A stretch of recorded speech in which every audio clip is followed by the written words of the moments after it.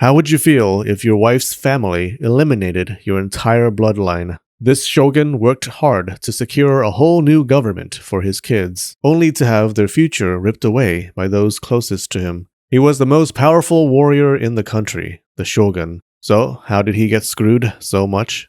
His name was Minamoto no Yoritomo, and in 1185, after winning a bloody war, he started a military government in Japan. But what do you do with a government once you've made it? It was the time when parents said, "I love you," with the gift of succession. Never with actually saying it, though. Yoritomo was gonna teach his eldest son all he knew about ruling and shooting a bow and girls. His son was gonna grow up to be a great leader, the next shogun.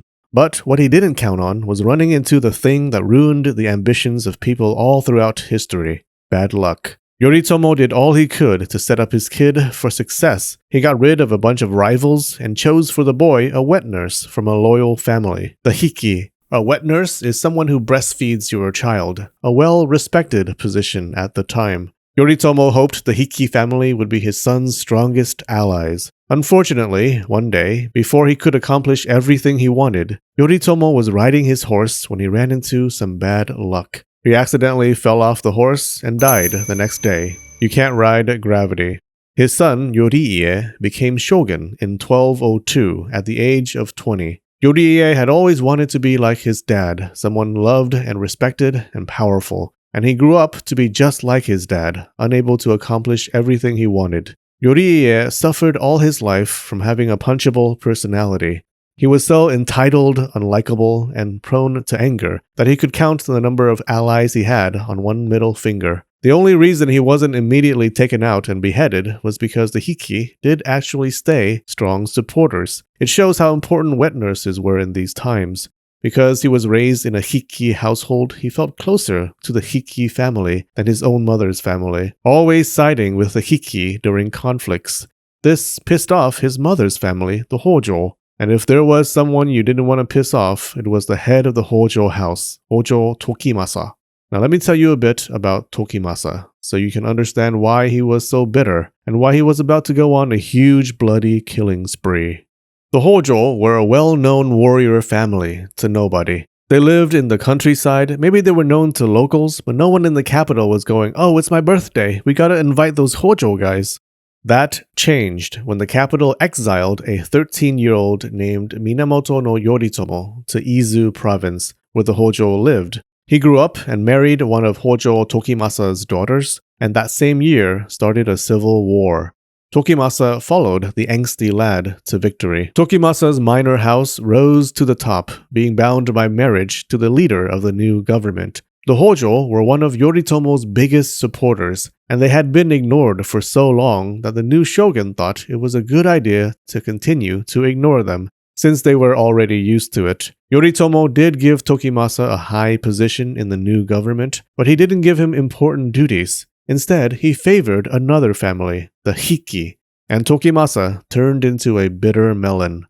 Why did Yoritomo hate the Hojo so much, the family of his own wife? Well, he didn't. He just really liked the Hiki. He was raised by a Hiki wet nurse who he loved. He kept in his hair a little figure of Kanon that his wet nurse gave him. The Hiki even followed him into exile. Yoritomo wanted his son to have the same experience, so he gave Yoriie a Hiki wet nurse too. When Yoriie became shogun after his father's death, it looked like the Hiki were going to be the next powerful family. Not only did Yoriie have a Hiki wet nurse, he married his wet nurse's daughter. His wife gave birth to an heir named Ichiman. These milk bonds were made of iron.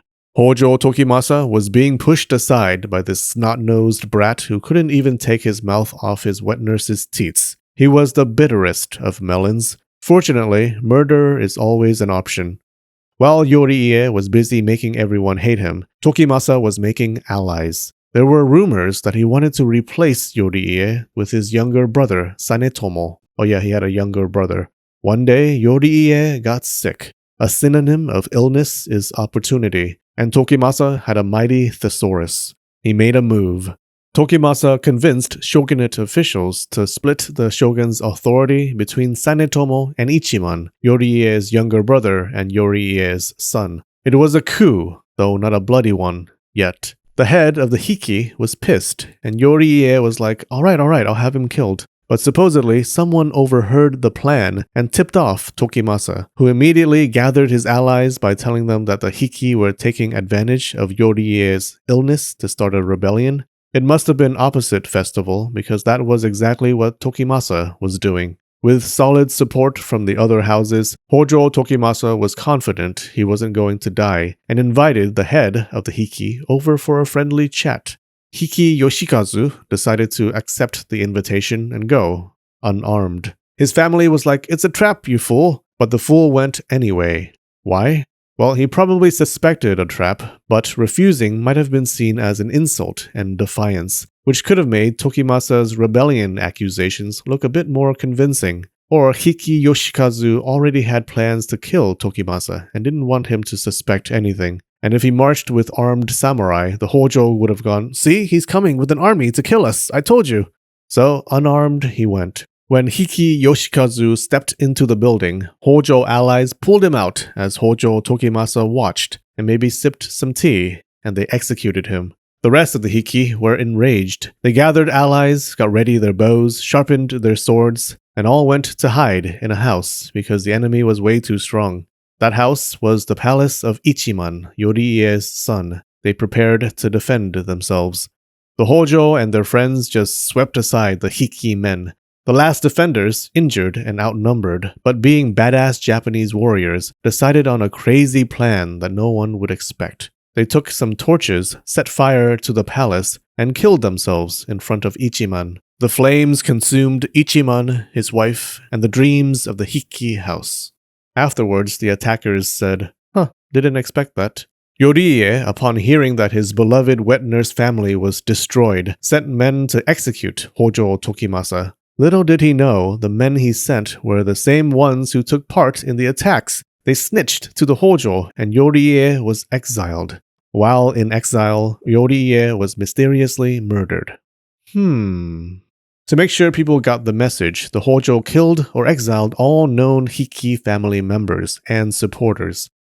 Yoriie had another son. This guy used the popular medieval survival strategy of becoming a monk and hoping everybody thinks he's harmless. His Buddhist name was Kugyo. Now, if you think the Hojo were done, you would have been one of their victims. It was a fantastic time not to be alive. Just to show you how important wet nurses were, over the next few decades, they pretty much destroyed all the wet nurse families of Yoriie's kids. Yoriie's brother, Sanetomo, became the next shogun. Sanetomo was a leader ahead of his time. Literally, he was 11 years old and totally a pet of the Hojo. His mother and wet nurse were Hojo. He had no non-Hojo support. Sanetomo spent most of his time writing poetry. He should have spent more time being aware of his surroundings because one day, Kugyo, the monk, came back and, without so much as an apology, assassinated Sanetomo, then got killed himself.